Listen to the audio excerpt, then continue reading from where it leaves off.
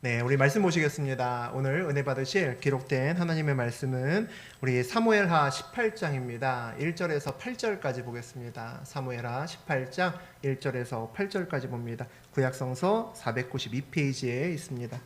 예, 저하고 여러분이 한 절씩 우리 교독하겠습니다. 제가 먼저 1절 봉독하죠. 이에 다윗이 그와 함께한 백성을 찾아가서 천부장과 백부장을 그들 위에 세우고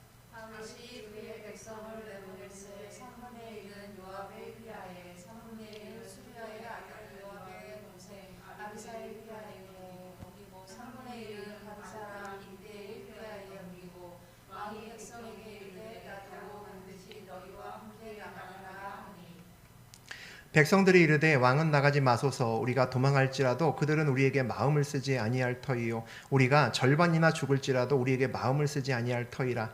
왕은 우리 만명보다 중하시오니 왕은 성읍에 계시다가 우리를 도우심이 좋으니이다 하니라.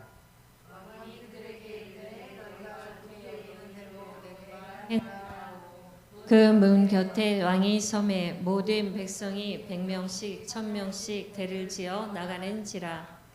왕이 요압과 아비새와 이때에게 명령하여 이르되 나를 위하여 젊은 압살롬을 너그러이 대우하라 하니 왕이 압살롬을 위하여 모든 군 지휘관들에게 명령할 때에 백성들이 다 들으니라. 이에 백성이 이스라엘에서 들로 나가서 에브라임 수풀에서 싸우더니 거기서 이스라엘 백성이 다윗의 부하들에게 패하매 그날 그곳에서 전사자가 많아 2만 명에 이르렀고 그 땅에서 사면으로 퍼져 싸웠으므로 그날의 수풀에서 죽은 자가 칼에 죽은 자보다 많았더라. 하나님 말씀입니다. 아멘. 우리 사무엘하 18장 1절에서 8절까지 함께 봤습니다. 우리 그 내용 중심으로 드러난 다윗의 비밀이라는 제목으로 우리 함께 은혜 나누겠습니다. 우리 다니엘 기도회 때문에 한 주간을 건너뛰고 다시 이제 사무엘하로 돌아왔습니다. 우리 압살롬이 자기를 지지하는 많은 사람들과 함께 이제 폼나게 많은 사람들을 이끌고 예루살렘에 입성을 했습니다. 다윗은 반대로 왕궁에 있다가 완전히 쫄아서 두려워서 왕궁을 떠나죠. 도망자의 길을 걷습니다. 그 길을 걸을 때 시므이 같은 사람은 와서 조롱하고 놀리고 돌을 던지기까지 합니다. 참 비참한 신세였을 것 같습니다. 압살롬에게는 최고의 전략가 아히도벨이라는 사람도 있습니다. 그 외에도 이런저런 많은 사람들이 몰려들죠. 권력과 힘을 가지고 있으면 많은 사람들이 몰려들게 되어 있습니다. 아주 근사한 인력들을 데리고 다윗성에서 폼나게 그렇게 앉아 있었을 겁니다. 끝도 없고 소망도 없어 보이던 다윗에게 작은 변화의 불씨가 하나 생겨났습니다. 다윗의 사람이었던 후세가 이제 압살롬의 진영으로 가서 이중 스파이의 어떤 느낌으로 스파이의 노릇을 하면서 그곳에 들어간 겁니다. 아히도벨하고는 게임도 되지 않았을 것 같았는데 후세가 들어가서 작은 변화를 만들어내기 시작합니다. 그동안의 놀라운 전략가인 아히도벨의 말대로 그냥 그대로 순종하면서 걸어왔던 이 압살롬이 느닷없이 후세에게 아히도벨이 이렇게 계략을 짰는데 너는 어떻게 생각하냐 이상한 걸 묻기 시작하고 갑자기 상황이 반전되기 시작합니다. 하나님이 그렇게 하신 거죠. 그래서 결국은 급기야 아히도벨의 전략이 아니라 그 훌륭한 전략을 버리고 누구의 계획을 따릅니까? 후세의 전략을 따르게 됩니다. 그 시간 동안에 이제 다윗은 시간을 벌게 되죠. 시간을 벌어서 요단강을 건너서 동쪽으로 멀리 갑니다. 그래서 마하나임으로 가서 그곳에서 이제 앞으로의 전쟁과 앞으로의 일을 도모하면서 재충전할 수 있는 시간을 맞이합니다. 그 마하나임에 갔더니 우리 지난 시간에 누가 기다리고 있었습니까? 여러 사람들이 마치 다윗이 올 것을 기다리고 있었다는 듯이 여러 사람이 기다리고 있습니다. 그들이 뭘 합니까? 다윗에게 먹을 걸 줍니다. 진수성찬을 차려주죠. 거의 호텔 뷔페식으로 온갖 진수성찬을 다 차려줍니다. 꿀과 치즈와 모든 것들을 주죠. 그것만 갖고 온 게 아니죠. 침대도 갖고 오고 편하게 잘 수 있는 모든 여건을 만들어줍니다. 하나님이 이렇게 그 다윗을 사랑하시고 이 어려운 시기에도 쉼을 주시고 재충전하고 힘낼 수 있게 도와주시는구나 라는 생각을 하지 않을 수가 없는 그런 상황이 마하나임에서 벌어집니다. 반면에 자기의 계략이 실패한 이 당대 최고의 제갈공명과 같은 우리 전략가인 아히도벨은 어떡합니까? 실망해서 자기의 고향으로 가서 스스로 목숨을 끊었다라고 지난 시간에 이야기를 합니다. 아이도벨을 보면서 자기 자신이 주인 되는 삶이 얼마나 힘든 삶인가라는 것을 우리가 알 수가 있습니다. 자기가 주인 되는 삶은 모든 일의 결과를 누가 책임져야 됩니까? 모두 다 하나도 남김없이 내가 다 책임져야 됩니다. 우리 인생에서 시간이 지나감에 따라서 우리가 겪어가면서 많은 결정들을 하죠. 그 결정들이 굉장히 중요한 결정들이 많습니다. 우리 잘 생각해 보면 10가지 중에서 9가지 잘하고 하나 잘못해도 여태까지 9가지가 다 의미가 없어지는 그런 결정들을 사실 우리는 또 하고 또 그렇게 살아갑니다. 우리 인생에서 뭐 대학도 굉장히 중요하죠. 또 우리 군대도 중요합니다. 뭐 직장도 굉장히 중요하죠. 결혼도 또 말할 수 없이 중요합니다. 자녀 뭐 더 이상 얘기할 필요 없죠. 우리가 또 사업을 한다면 사업도 이게 너무 중요합니다. 또 뭐니 해도 또 건강도 중요하죠. 그 중에 뭐 하나만 삐끗해도 나머지 것들이 의미가 없을 만큼 힘들어질 수 있다는 것을 우리가 누구나 다 압니다. 대학 좋은 데 가면 뭐합니까? 변변치 않게 이상하게 취업이 안 되고 이상하게 시험마다 떨어지면 대학 잘 못 가도 취업 잘하는 게 더 낫다라는 얘기를 누구나 할 겁니다. 결혼을 좋은 집안하고 잘하면 뭐합니까? 아이를 낳는데 아이가 계속 고생하고 근심거리가 되고 비행청소년 되고 막 이러면 삶의 기쁨이 없겠죠. 돈 많고 성공하면 뭐합니까? 자녀뿐만 아니라 내 삶에서 큰 어떤 질병이 걸리면 돈을 쌓아놓고 있으면 뭐합니까? 내 인생에서 즐거운 낙이 하나도 없는데 우리가 사실 이런 인생을 걸어가고 있습니다. 이 모든 것을 우리가 스스로 책임지고 산다면 정말 인생길이 행복할 일이 있겠습니까? 어떤 것은 좋지만 분명히 걸리는 것들이 있거든요. 그것 때문에 항상 마음에 짐을 지고 살아가야 됩니다. 그래서 아마 대부분의 사람이 얼굴이 어두운지 모르겠습니다. 옛날에 아침 일찍 이제 전철이나 또 이렇게 출근을 하다 보면 그 사람들의 얼굴이 모두 다 어둡습니다. 웃는 사람은 정말 없을 정도로 가득 채운 그 전철간에서 웃는 사람을 정말 한 사람도 찾아볼 수 없을 정도로 모두 다 거의 무표정이 아니라 심각하고 굉장히 어려운 표정들을 많이 하고 있습니다. 그럼 바쁘게 이렇게 그 아침에 억지로 일어나서 고용인으로 일하러 가는 사람만 얼굴이 어두운가? 그건 아닌 것 같습니다. 우리 TV에서 보면 꽤나 잘 나가는 정치인들도 정치 처음에는 저런 얼굴이 아니었는데 정치 몇십 년 했더니 얼굴 인상이 완전히 바뀐 사람들을 우리가 많이 봅니다. 왜 그럴까? 옛날보다 분명히 더 높은 자리에 올라갔고 더 많은 돈을 얻었을 텐데 그 사람 얼굴을 보면 행복한 느낌이 하나도 들지 않습니다. 명품으로 도배하고 있어도 그 주변에 수행인들이 굽실거려도 표정을 숨길 수가 없다는 거죠. 얼굴 속에 늘 근심과 걱정을 보입니다. 지난 시간에 우리 아이도벨도 그랬던 사람이었던 것 같습니다. 그런데 아이도벨보다 어쩌면 죽을 이유로 따지면 아마 100가지는 더 있을 겁니다. 다윗이 아이도벨보다 스스로 목숨을 끊을 이유를 대라고 하면 훨씬 더 많겠죠. 그런데 우리가 늘 다윗의 인생길을 보지만 다윗은 좀 다르게 살아간다라는 생각이 듭니다. 오늘 다윗의 삶을 보면서 그가 가지고 있는 비밀을 좀 함께 보는 그런 시간 되었으면 좋겠습니다. 우리 1절과 2절 같이 한번 읽어보죠. 이에 다윗이 그와 함께한 백성을 찾아가서 천부장과 백부장을 그들 위에 세우고 다윗이 그의 백성을 내보낼새 3분의 1은 요압의 휘하에 3분의 1은 수레아의 아들 요압의 동생 아비새의 휘하에 넘기고 3분의 1은 가드 사람 이때의 휘하에 넘기고 왕이 백성에게 이르되 나도 반드시 너희와 함께 나가리라 하니 다윗의 지금 군대는 정확히 알 수는 없지만 명수를 알 수는 없지만 대략 여러 가지 자료를 봐서 한 3,000명 정도, 3,4,000명 정도로 이렇게 추산을 합니다. 그에 비해서 압살롬의 군대는 온 이스라엘에서 모아갖고 다윗 하나 잡으려고 왔으니까 아마 10만 명은 넘었을 겁니다. 그러면 얼핏 봐도 10배가 훨씬 더 넘다는 거죠. 10배가 뭡니까? 20배 이상은 20배, 30배 이상은 된다는 겁니다. 그러면 우리가 이 전쟁을 해야 된다면 여러분 어떻겠습니까? 나는 10명밖에 없는데 적은 나보다 한 30배쯤 많이 갖고 있다면 이거 싸우면 뭐하나라는 생각이 들 겁니다.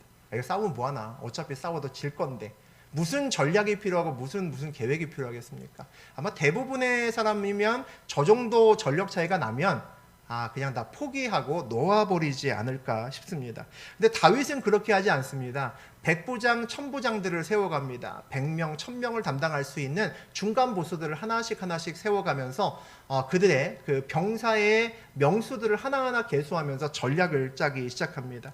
병사들을 파악하고 계수한다는 것은 전쟁을 포기하지 않는다는 거죠. 또 백부장, 천부장들의 중간 보스들을 하나씩 그 정비하면서 군대를 재정비한다는 것은 이 싸움을 본격적으로 구체적으로 준비하면서 이길 생각이 있기 때문에 이와 같은 짓을 하는 걸 겁니다. 이것을 보면서 우리가 그런 생각이 듭니다.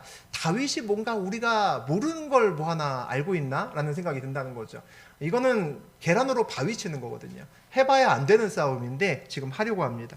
오늘 또 뭐라고 하냐면 다윗이 왕이 백성에게 이르되 나도 반드시 너희와 함께 나가리라 라고 이야기를 합니다. 다윗이 선포하죠. 너희들만 나가 나 뒤에 있을게. 어차피 죽어도 너희들만 죽는 거니까. 이런 자세로 지금 리더가 있지 않습니다. 리더가 너희들과 내 생명이 같은 거다라는 거죠. 우리 회사에서도 마찬가지입니다. 함께 리스크를 지고 함께 뛰어야 같이 뜁니다. 이 회사에 문제가 생기면 같이 어려워지는구나 라는 생각을 할 수 있어야 같이 열심히 뛰는 거죠. 사장이 같이 뛰어야 직원도 같이 뛸 수가 있습니다. 늘 높은 자리에 올라갈수록 그만한 책임이 더 커진다는 거죠. 그런데 여기에는 우리 다윗의 또 다른 또 뜻이 하나 있는 것 같습니다. 오늘까지 우리가 계속해서 지금 다윗의 어려운 그 상황을 아마 몇 달째 지금 나누고 있는 것 같은데 이 어려움의 시작이 어디에 있었습니까? 사무엘하 11장에 나오죠. 왕들이 하는 전쟁이 있었는데 다윗이 안 갑니다. 그랬잖아요. 왕들이 하는 전쟁이면 당연히 나가야죠. 당연히 나가야 되는데 다윗이 안 나가고 뭐 합니까? 부하들만 보내놓고 자기는 늘어지게 자고 심지어는 낮밤이 완전히 바뀝니다. 저녁 무렵에 슬슬 일어나서 옥상을 왔다 갔다 거리면서 야 남들은 지금 전쟁하고 있는데 심심한데 뭐 재밌는 거 없나 하고 휙휙 돌아다닙니다. 그러다가 뭐합니까? 그의 눈에 목욕하는 남의 아내가 눈에 들어오죠. 밧세바가 눈에 들어옵니다. 그래서 범죄하기 시작했죠. 그 죄의 결과가 오늘까지 이어지고 있습니다. 다윗도 몰랐겠죠. 그 한 번의 죄가 이와 같이 엄청난 결과를 가져올 줄 알았다면 당연히 그때 마음을 다잡고 그렇게 하지 않았을 겁니다. 많은 사람들이 죄 앞에서 유혹받는 이유는 아무도 모를 거다라고 생각하기 때문입니다. 많은 경우가 이거 아무도 몰라. 남들도 다 아는데 라고 생각합니다. 또 하나는 만약에 드러나도 이렇게 덮으면 돼 라고 차선책까지도 생각을 해놓습니다. 하나님을 모르는 사람은 그렇게 할 수도 있을 것 같습니다. 사람만 속이고 사람 눈에만 띄지 않으면 괜찮으니까. 그런데 하나님이 진짜 살아계심을 아는 사람은 아무도 보지 않아도 하나님이 나와 함께 하시고 내 안에 계신 하나님이 보고 계신다는 것을 알 수 있습니다. 그러니까 그렇게 살면 안 된다는 거죠. 하나님이 보고 계신데 무엇으로 덮고 무엇으로 감출 수가 있겠습니까? 그래서 우리는 늘 죄를 보면 깜짝 놀라야 됩니다. 오늘 다윗이 아마 내가 전쟁터에 너희들과 함께 똑같이 나의 한 생명 바쳐서 싸우리라 죽을지도 모르는 그 말을 하는 이유는 과거의 그 잘못을 다시 되풀어야 하지 않겠다라는 것 같습니다. 그래서 반드시 내가 너희들과 함께 전쟁터에 나갈 것이다 라고 이야기를 하는 거죠. 이제 다윗이 드디어 완전히 정신 차렸구나라는 것을 우리가 볼 수 있습니다. 우리 3절과 4절 보죠. 백성들이 이르되 왕은 나가지 마소서. 우리가 도망할지라도 그들은 우리에게 마음을 쓰지 아니할 터이요. 우리가 절반이나 죽을지라도 우리에게 마음을 쓰지 아니할 터이라. 왕은 우리 만명보다 중하시오니 왕은 성읍에 계시다가 우리를 도우심이 좋으니이다 하니라. 왕이 그들에게 이르되 너희가 좋게 여기는 대로 내가 행하리라 하고 문 곁에 왕이 섬에 100명씩 1000명씩 대를 지어 나가는지라. 그런데 이번에는 다윗이 너희들과 함께 지난번과는 달리 너희들과 함께 내가 전쟁에 나가서 내 목숨도 같이 바칠게 그러는데 이번엔 부하들이 말립니다. 절대 왕은 같이 나가면 안 된다라고 이야기를 합니다. 이 다윗이 죽으면 이 전쟁의 의미가 없어진다는 거죠. 우리는 절반 좀 죽어도 적이 신경도 안 쓸 거라는 겁니다. 그런데 우리 모두의 생명 10,000명이나 갔다는 것은 여기 지금 10,000명 없거든요. 우리 모두의 생명을 다 바쳐도 다윗 한 생명보다 크지 않다라고 이 놀라운 우리 충성스러운 신하들이 그렇게 이야기를 합니다. 이 백성들의 의견을 다윗이 받아들이죠. 그러면 나는 나가지 않겠다라고 이야기를 합니다.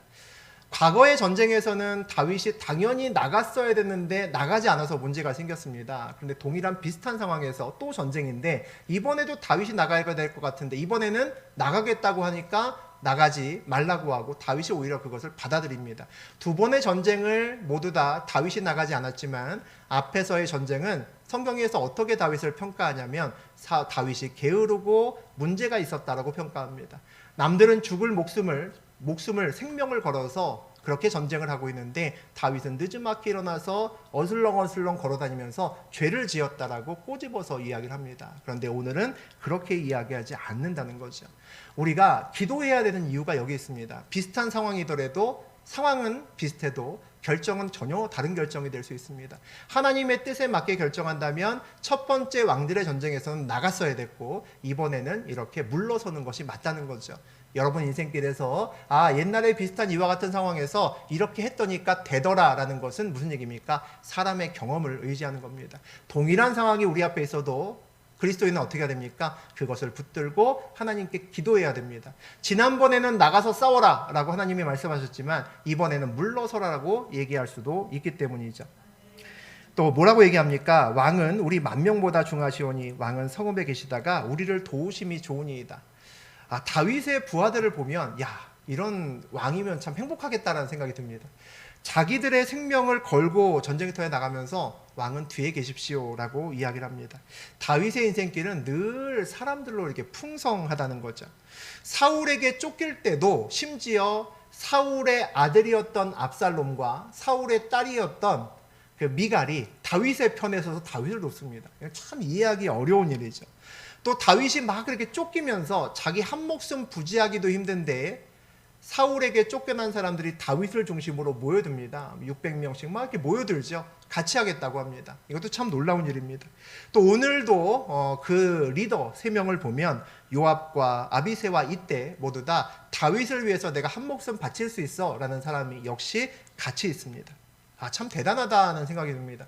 그런 반면에 압살롬에게는 어떠한 사람이 있을까라고 우리가 보니까 머릿속에 떠오르는 한 사람 있죠. 우리 지난 시간에 죽었던 우리 아이도벨과 같은 사람이 머릿속에 바로 생각이 납니다.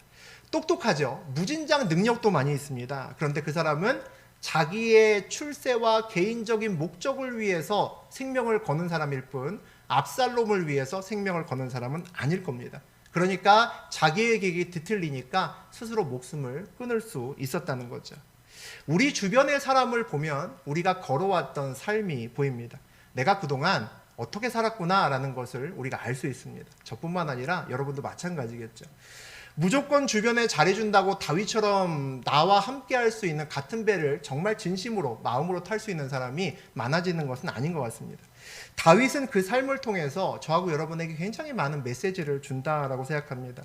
다윗의 주변에 사람이 많은 이유 중에 우리가 납득할 수 있는 첫 번째 이유는 뭐냐면 다윗은 자기 사람들에게 늘 마음을 주는 사람입니다. 마음을 주는 감사를 할 수 있는 사람이죠.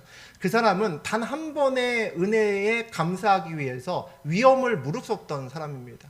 어떤 사람이 남한테 감사하기 위해서 위협을 무릅쓸까? 적진 중앙에 가서도 일어서서 자기에게 은혜 베풀었던 사람에게 절을 하고 나오는 사람이 다윗입니다. 참 쉽지 않은 거죠. 누가 그렇게 하겠습니까? 고맙다는 거 나중에 살짝 얘기하면 되는 거죠. 근데 그 감사를 한번 받았던 사람은 바뀝니다. 저 사람은 다르구나라는 게 느껴진다는 거죠. 다윗의 사람들은 그런 사람들로 이루어져 있습니다. 제가 옛날에 사업하면서 세상에서 살았을 때 많은 사람들하고 만나고 교제를 했습니다. 이 정도 7시 이 정도 시간이면 한참 이제 밥 먹고 술 먹는 시간이죠. 사람들과 교제하면서 술 먹고 이리저리 다니면서 많은 사람들과 교제를 했습니다. 그런데 제가 이제 이 길을 걷고 나서 이제 더 이상 그 길을 걷지 않고 새로운 길을 걷고 나서 저에게 남아있던 옛날 사람들이 누구냐라고 생각하면 있습니다. 근데 아주 소수입니다. 정말 많은 사람하고 내가 많은 것들을 나누었다고 생각을 했는데 지금 남아있는 사람 보면 손에 꼽을 만큼 적은 사람들입니다. 그런데 그 소수가 어떤 사람들이냐라고 지금 생각해 보면 나와 이익을 직접적으로 공유하지 않았던 사람들이 남았습니다. 참 신기하죠. 같은 회사에서 또는 계열 회사에서 서로 간에 이익을 나누고 서로 간에 박수 쳤던 사람은 다 사라져 있습니다. 그런데 나하고 적절한 이익의 관계에서 떨어져 있으면서 내가 그 사람에게 마음에 보이는 감사를 했던 사람들은 적지 않게 주변에 남아 있습니다. 그 시간을 지나고 나서 제가 느낀 게 하나 있습니다. 세상에서 나를 위해서 살면, 내 이익을 위해서 살면 돈은 남을지 모르지만 사람은 남지 않겠다라는 겁니다. 나를 위해서 사는 사람 주변에는 사람이 없습니다. 당장 모여드는 사람은 있죠. 그런데 잘 살펴보면 아마도 아이도벨 같은 사람일 겁니다. 그 자신의 이익과 개인적인 이익 때문에 나와 함께 할 뿐 나중에 길이 달라져도 끝까지 나와 함께 있을 사람은 아마 별로 없을 겁니다. 사울과 다윗의 가장 큰 차이점, 압살롬과 다윗의 가장 큰 차이점이 뭘까요? 다윗은 왕의 자리와 그리고 그의 돈과 힘을 위해서 살지 않았습니다. 다윗은 그렇게 살지 않았습니다. 그런데 압살롬과 사울은 자기 자리와 명예와 힘을 위해서 살았습니다. 그래서 그리스도인의 주변에는 사람이 모여야 된다라고 생각합니다. 왜냐하면 우리의 인생길에서 우리를 좌우하는 것이 돈과 이익이 아니어야 되기 때문입니다. 우리의 인생길이 하나님의 뜻에 의해서 좌우되고 내가 주님의 뜻을 붙들고 살아가는 사람이라면 여러분이 인생길을 살면 살수록 돈이 더 많이 남을지는 잘 모르나 여러분 인생길에서 사람은 하나둘씩 더 많이 남을 겁니다. 저는 제 인생의 하프타임 때 하나님을 만났습니다. 남들보다 좀 늦게 만난 편이죠. 저보다 더 일찍 만나는 사람도 많을 거고 저보다 더 늦게 만나는 사람도 많이 있을 겁니다. 그런데 저는 앞으로 저의 남은 인생의 하프타임 절반의 시간에 제가 이전까지 왔던 시간보다 셀 수 없이 비교도 할 수 없이 많은 사람이 제 인생길에 남을 거라고 확신합니다. 왜냐하면 제가 바뀌었기 때문입니다. 제가 돈을 쫓아가며 살지 않고 제가 힘을 쫓아가며 살지 않기 때문에 제 주변에는 분명히 이전보다 훨씬 더 많은 사람이 남아있을 것이라고 확신합니다. 여러분은 또 같은 삶을 사셔야 됩니다. 제가 세상에서 막 사업하고 이러고 살아가다가 이제 목회자 길을 걸으니까 저 사람은 그럴 수 있겠다라고 생각하시면 안 됩니다. 저하고 여러분이나 모두 다 같습니다. 우리는 전부 다 하나님 백성이고 우리의 삶의 자리에서 하나님을 붙들고 살아가기는 매일반입니다. 오히려 더 많은 사람들과 만나는 세상 사람들과 만나는 여러분의 삶에서 저보다 더 많은 사람들의 열매가 맺혀져야 됩니다. 만약에 그렇지 않다면 내 주변을 지금 돌아봤는데 내 주변에 아이도벨과 같은 사람이 너무 많이 보인다라는 생각이 들면 내가 다르게 살았구나라고 생각할 수도 있습니다. 내가 사울이나 압살롬처럼 살고 있는 건 아닐까라고 돌아보셔야 된다는 거죠. 우리 5절 같이 읽어보겠습니다. 왕이 요압과 아비새와 이때에게 명령하여 이르되 나를 위하여 젊은 압살롬을 너그러이 대우하라 하니 왕이 압살롬을 위하여 모든 군 지휘관에게 명령할 때에 백성들이 다 들으니라. 다윗이 이제 전쟁이 목전에 있습니다. 이제 싸워야 되는, 이제 한판 떠야 되는 그 바로 앞에서 굉장히 뜬금없이 이상한 얘기를 합니다. 뭐라고 얘기합니까? 나를 봐서 압살롬 좀 봐주면 안 되겠니? 이런 얘기를 합니다. 그리고 뭐라고 얘기하냐면 압살롬을 젊은 압살롬이라고 하는데 우리 다른 새 번역이나 다른 번역본에 보면 어린 압살롬이라고 이렇게 번역을 해놨습니다. 무슨 얘기입니까? 어린 압살롬이라는 얘기는 아직 압살롬, 내 아들 압살롬이 어려서 그래. 야, 철이 없어서 그런 거야. 그러니까 잘못은 많이 했지만 야, 좀 봐주면 안 되겠냐? 이런 말을 지금 하는 겁니다. 아들 압살롬이 반역했습니다. 지금 총뿌리를 다윗에게 겨누고 다윗을 죽이려고 10만 대군 이상을 몰고 지금 왔습니다. 그리고 더군다나 왕궁에 남아있던 후궁들을 어떻게 했습니까? 그 아버지 여자들을 욕보였습니다. 이건 뭐 아들이라고 더 이상 볼 수 없을 만큼의 그런 폐악한 그런 행동들을 했다는 거죠. 그럼에도 불구하고 이렇게 이야기를 합니다. 왜 그럴까요? 이 모든 책임이 자기에게 있기 때문이다라고 생각할 수도 있겠죠. 이 전쟁터에서 이 군사의 사기가 얼마나 중요합니까? 그런데 다윗이 지금 나가서 열심히 싸워도 게임이 안 되잖아요. 한 10분의 1, 20분의 1, 30분의 1로 지금 군사가 졌거든요. 이거 나가도 되는 싸움이 아닙니다. 그러면 군사의 사기라도 올려놔야 되잖아요. 근데 뭐라고 합니까? 싸우려고 나가는데 적군의 가장 높은 곳에 있는 왕이죠. 압살롬을 어리다고 하고, 야, 걔가 그렇게 잘 몰라서 그런 거지 사실 알고 보면 괜찮은 애야, 이런 얘기하는 겁니다. 실수한 거니까 용서해주면 안 되겠니? 라고 이야기를 합니다. 여러분이 만약에 신하라면 여러분이 지금 나가서 싸우겠습니다. 이 왕은 나가지 마십시오. 왕의 목숨이 중요하니 제 목숨으로 왕의 목숨을 대신하겠습니다. 이렇게 나가려고 하는데 왕이 이런 얘기를 하면 싸울만 안 나겠죠. 싸워지기 싫어질 겁니다. 야, 나가서 싸우면 뭐 하겠냐? 라는 생각이 들겠죠. 그럼에도 불구하고 오늘 다윗은 그렇게 이야기를 합니다. 참 쉽지 않은 상황이죠.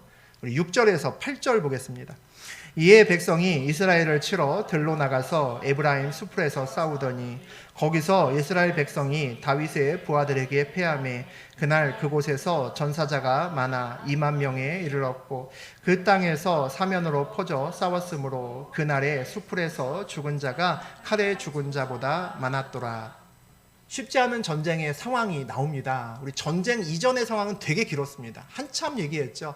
압살롬이 반역을 저질렀고 그 다음에 아히도벨이 계획을 짰는데 그 계획을 후세가 또 무너뜨리기도 했고 또 후세가 이 계획을 어떻게든지 우리 다윗에게 알려줘야 되는데 그래서 제사장에게 이야기하고 그 아들에게 이야기하고 아들이 몰래 눈치 봐서 밖에 있다가 다른 박질해서 가다가 또 눈에 띄어서 어떻게 합니까? 우물에 또 숨죠. 우물에 숨어서 들키면 어떡하나 숨지고 있다가 뭐 그렇게 해서 사실 다윗이 구사일생으로 그 위기에서 벗어났습니다. 이 전쟁까지 오기까지 굉장히 많은 일이 있었고 그 일들을 굉장히 자세하게 브리핑을 했습니다. 그런데 막상 전쟁은 세 절로 끝납니다. 세 절로 끝나죠. 세 절로 끝나서 아주 간단하게 요약으로 끝나는 것을 볼 수 있습니다. 어디서 싸웠습니까? 에브라임 수풀에서 싸웠다라는 것을 알 수 있습니다. 전쟁의 결과는 어떻게 됐습니까? 압살롬이 졌다라고 이야기를 합니다. 2만 명이 죽었다라고 이야기를 합니다. 대승을 거뒀구나라는 것을 알 수 있죠. 야, 어떻게 이겼을까? 이게 궁금하잖아요. 아니, 나보다 몇십 배는 더 많은 적군을 어떻게 이겼을까? 더군다나 이쪽에는 그렇게 전략가도 없는 것 같은데 어떻게 이겼을까? 그런데 그렇게 나옵니다. 그 땅에서 사면으로 퍼져 싸웠으므로 그날의 수풀에서 죽은 자가 칼에 죽은 자보다 많았더라. 싸움이 진행되어서 사방으로 싸움이 점점 이렇게 번져갈수록 칼에 죽은 것이 아니라 뭐 때문에 죽었다고요? 수풀에서 죽은 자가 많아졌다는 겁니다. 이게 무슨 풀 뜯어먹는 소린가라는 생각이 듭니다. 성경에서 사람이 하는 전쟁은 길게 다룹니다. 그 사람의 전략이 어땠고 어떻게 기습했고 어떻게 함정을 파고 이렇게 기다렸다. 그랬더니 이겼더라 졌더라 어떻게 승리했더라 이렇게 나옵니다. 그런데 하나님이 함께 하시는 전쟁의 기록은 대부분 짧습니다. 무기도 부실하고 군사도 별로 없고 나와서 싸웠는데 이겼더라 그냥. 왜? 하나님이 함께 하시니까. 뭐 이런 식입니다. 오늘도 마찬가지라는 거죠. 압살롬의 군대보다 20분의 1, 30분의 1 적은 군사들을 가지고 그렇게 전쟁터에 나갔습니다. 더군다나 다윗이 이 사람이 도대체 한 나라의 왕이 맞나? 라고 싶을 정도로 마지막 나가는 그 병사들의 기를 죽여도 이렇게 죽일 수 있나 싶을 정도로 엉뚱한 말을 하죠. 야, 압살롬은 좀 살려주면 안 되겠니? 뭐 이런 얘기를 합니다. 그래서 바닥으로 떨어진 군사들의 사기가 있습니다. 그런데도 전쟁에 나갔는데 이겼다는 거죠. 그것과 상관없이 그냥 이겼다는 겁니다. 수풀에서 칼이 아니라 수풀에서 죽은 자가 더 많았기 때문이죠. 이 이야기를 읽으면서 하나님을 살아계신 것을 믿지 않는 사람의 해석은 그렇습니다. 수풀에 뭐가 있구나 라고 생각합니다. 수풀에 뭐가 있구나. 수풀에 맹수가 있거나 아니면 어떤 함정이 있거나 그 안에 뭔가 자연 지형적인 어떤 특별한 것이 있는데 압살롬의 사람들은 그걸 잘 몰랐고 다윗 사람들은 알았겠지. 그래서 아마 그것 때문에 많이 죽어서 이겼나 보다라고 생각할 수 있습니다. 하나님을 믿는 사람의 해석은 어떻게 해석을 하겠습니까? 그 수풀 안에 하나님이 함께 계셨구나라고 해석할 겁니다. 이게 보이면 그 수풀 안에 하나님이 느껴지면 그때서야 다른 인생길을 걸어갈 수 있습니다. 수풀에서 하나님이 보이지 않고 느껴지지 않으면 그 수풀에 들어가기도 힘들고 들어갔다 하더라도 다른 결정을 하지 못합니다. 이렇게 불리한 싸움을 아예 하지도 않을 겁니다. 어찌 보면 저하고 여러분 앞에 있는 인생길, 제가 이전에 또 살아왔던 인생길, 앞으로도 저도 마찬가지죠. 우리 눈앞에 있는 인생길은 병사들의 눈앞에 지금 펼쳐진 수풀과 비슷할 것 같다라는 생각이 듭니다. 수풀은 보이는데 그 안은 잘 보이지 않는 겁니다. 참 쉽지 않은 상황이죠. 하지만 수풀에서 싸우기는 해야 되는 상황이죠. 그게 병사들의 상황입니다. 그 앞에 그 수풀 안에 늪이 있을지 그 수풀 안에 맹수가 있을지 뱀이 있을지 모른다는 거죠. 하지만 그 수풀 안에 들어갈 수밖에 없는 상황입니다. 그래서 수풀은 늘 두려움을 주죠. 우리 세상을 살아가는 사람 중에서 두렵지 않은 사람은 아마 별로 없을 겁니다. 늘 뭐가 뛰어나올지 모르고 내 인생길이 어떻게 바뀔지 모르기 때문이죠. 그래서 압살롬처럼 사는 사람은 그 수풀을 어떻게 준비합니까? 아히도벨을 데리고 옵니다. 수단과 방법을 가리지 않고 최고의 전략가 아히도벨을 데리고 오죠. 그리고 어떻게 합니까? 군사를 많이 그렇게 불러냅니다. 내 힘을 최대한 키우죠. 병사를 준비하고 전략가를 준비해서 내가 그 숲풀에서 이겨보겠다라고 전략을 짭니다. 그런데 다윗처럼 사는 사람은 어떻게 합니까? 내가 가지고 있는 것이 무엇인가 봅니다. 병사들의 명수를 세고 천부장, 백부장을 세워가면서 내 병사들의 명수를 셉니다. 그거 왜 안 했잖아요. 다른 데 구원 요청하고 나를 좀 도와주십시오 안 했습니다. 내가 가지고 있는 병사를 하나하나 확인합니다. 그 다음에 뭐합니까? 아마도 숲풀 속에 하나님이 계신가를 봤을 겁니다. 성경에서 무수 얘기합니다. 전쟁은 사람이 많고 적음에 있지 않다. 하나님께 전쟁은 달렸다. 우리가 수도 없이 있습니다. 모든 성경책에 책마다 아마 이런 비슷한 내용들이 하나둘씩은 기록되어 있을 만큼 많이 기록되어 있습니다. 우리가 함께 나눴던 얘기 중에서 아주 대표적으로 신명기 20장 1절과 사무엘상 14장 6절 같이 한번 읽어보죠. 내가 나가서 적군과 싸우려 할 때에 말과 병거와 백성이 너보다 많음을 볼지라도 그들을 두려워하지 말라. 애굽 땅에서 너를 인도하여 내신 내 하나님 여호와께서 너와 함께 하시느니라. 요나단이 자기의 무기를 든 소년에게 이르되 우리가 이 할례 받지 않은 자들에게로 건너가자. 여호와께서 우리를 위하여 일하실까 하노라. 여호와의 구원은 사람이 많고 적음에 달리지 아니하였느니라. 모세가 얘기할 때 누굽니까? 우리 요나단이 얘기할 때 이런 얘기를 들으면 힘이 됩니다. 그 힘은 어떻게 우리가 생각하냐면, 야, 모세가 저렇게 믿음으로 나가고 요나단이 저렇게 믿음으로 나가니까 하나님이 도와주겠다라고 생각합니다. 그런데 이 이야기가, 이 힘이 되는 이야기가 우리의 삶에서 받아들이면 쉽지가 않습니다. 이게 힘보다는 두려움이 앞선다는 거죠. 아무것도 없는데 어떻게 나가나? 저 숲을 속에 뭐가 있는지 모르는데 내가 아무리 봐도 이 전쟁은 안 되는 싸움인데 내가 어떻게 나가나라는 생각이 듭니다. 다윗은 오늘 이 잠깐 읽었던 이 요나단이나 또는 우리 모세처럼, 신명기의 모세처럼 숲을 속에 하나님을 봤을까라는 의문이 듭니다. 봤을까라고 의문이 든다는 거죠.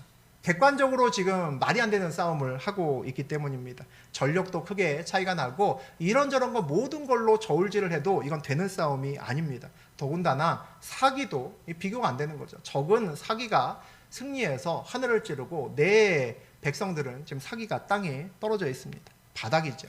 그런데 이 상황에서 오늘 다윗이 뭐라고 얘기를 했습니까? 우리 5절 다시 한번 읽어보겠습니다. 왕이 요압과 아비새와 이때에게 명령하여 이르되 나를 위하여 젊은 압살롬을 너그러이 대우하라 하니 왕이 압살롬을 위하여 모든 군 지휘관들에게 명령할 때에 백성들이 다 들으니라. 군대의 사기를 아주 바닥으로 후벼 파는 그런 이야기를 합니다. 그런데 이 말을 그 대장들 3명만 불러서 살짝 귓속말로, 야, 혹시 모르니까 너희 앞에 우리 아들 압살롬이 있거든. 야, 그래도 내 아들 아니냐, 좀 봐줘라. 그러니까 그다음 죽이지는 말고 어떻게 좀 해줘 라고 얘기한 게 아닙니다. 거기 있는 군 지휘관 아래 모든 백성들 다 듣는 앞에서 이 이야기를 했다는 거죠. 이 이야기를 그냥 한편으로 들으면 한 나라의 왕의 한 또 군사들의 대빵이, 제일 위의 대장이, 야, 어떻게 군사들의 마음을 몰라도 이렇게 모를까라는 생각을 할 수 있습니다. 그런데 또 다른 관점으로 보면 다윗이 이 전쟁을 어떻게 보고 있느냐라는 것을 알 수 있습니다. 이 말을 할 수 있는 사람은 전쟁에서 갑이 할 수 있습니까? 을이 할 수 있습니까? 간만이 할 수 있는 얘기입니다. 이 전쟁을 내가 이길 거라고 확신하는 사람만 이런 얘기를 할 수 있습니다. 이 전쟁은 지금 게임이 안 되는 전쟁입니다. 전쟁을 해서 나보다 훨씬 더 군사도 많고 나보다 전략가도 많고 병기와 여러 가지 무기도 훨씬 더 나보다 앞섭니다. 나가는 즉시 그냥 죽는 겁니다. 오죽하면 다윗의 백성들이 왕이시여 나가면 죽습니다. 같이 나가면 죽습니다. 그러니까 여기 계십시오.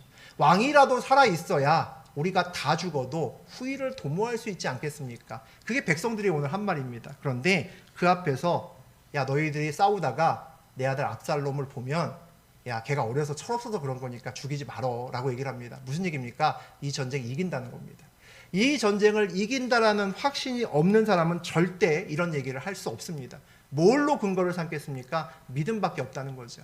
그 숲풀에서 하나님을 느낄 수 있는 사람만, 세상 아무도 이해할 수 없는, 아무도 이 전쟁에 나가면서 이길 거라고 생각하는 사람은 단 한 사람도 없었을 겁니다. 다윗 빼놓고. 그런데 다윗은 오늘 이 전쟁을 이긴다라고 확신하고 있었던 것 같습니다. 이게 다윗의 인생이 다른 사람의 인생들과 다른 이유라고 생각합니다. 그동안에 이해할 수 없었던 다윗의 많은 행동들이 있습니다. 자기를 죽이려고 했던 사울이 눈앞에 있는데 그것도 무방비 상태로 응가를 하고 있거나 자고 있었잖아요. 야, 그 기회를 놓치는 사람이 누가 있겠습니까? 걔만 어떻게 하면 내 인생 완전히 탄탄대로로 열리는데, 근데 그 앞에서 2번이나 돌아섰잖아요. 다윗이 정말 안 되는 싸움을 이번이 처음이 아닙니다. 여러 번 했습니다. 다윗 사울에게 쫓기면서도 여러 번 했습니다. 그런데도 그가 그때마다 나갔던 거거든요. 다윗에게 목숨이 여러 개 있기 때문일까요? 다른 사람 목숨은 하나고 다윗은 목숨이 한 3개쯤 돼서 2개까지는 괜찮아, 뭐 게임하듯이 나갔을 거예요? 그건 아니죠. 다윗이 처음부터 수풀 속에 하나님을 봤던 것은 아니라고 생각합니다. 그도 처음에는 수풀에 들어가서 헤맸을 거고, 수풀에 들어가서 두려웠을 거고, 야, 이제 여기서 내가 죽는구나, 여기서 마지막이구나 라는 때들이 많이 있었을 겁니다. 그러다가 하나님을 만났죠. 그 시간을 우리가 뭐라고 부릅니까? 인생의 길에서 연단의 시간이라고 부릅니다. 그 연단의 시간을 지나면 우리의 눈이 떠집니다. 아, 수풀 안에 수풀만 있는 게 아니구나, 그 안에 하나님이 있구나라는 것을 알게 됩니다. 우리 앞에 수풀이 계속 있습니다. 여러분 인생길 다 보이십니까? 안 보입니다. 사업할 때, 직장 다닐 때, 우리가 누구랑 만날 때 그 사람 속마음 보입니까? 안 보입니다. 안 보이는데 우리는 수풀 안에서 벗어날 수 없습니다. 거기서 살아야 된다는 거죠. 수풀은 늘 우리 앞에 있습니다. 뭐가 중요하겠습니까? 그리스도인이라면 수풀 안에 내 앞에 하나님이 느껴지는가 느껴지지 않는가가 중요합니다. 오늘 그 다윗의 비밀이 드러났던 사건이라고 생각합니다. 그 하나님이 느껴져야 세상이라는 보이지 않는 수풀에 살면서 수풀에 휘둘리지 않고 말씀에 휘둘릴 수 있습니다. 나를 인도하시는 하나님의 길을 온전히 걸어갈 수 있다는 거죠. 다윗처럼 다른 인생을 살아가는 저하고 여러분 되셨으면 좋겠습니다. 수풀에 떠는 것이 아니라 수풀 속에서 나를 인도하시는 하나님을 명확히 볼 수 있는 시간이 여러분 인생길에 반드시 있으셨으면 좋겠습니다. 그래서 남아있는 여러분의 인생길에 이전과는 달리 다윗처럼 풍성한 사람들로 여러분을 즐겁게 하고 그들과 함께 주님과 함께 걸어가는 온전한 인생길 되시기를 주의 이름으로 축복합니다.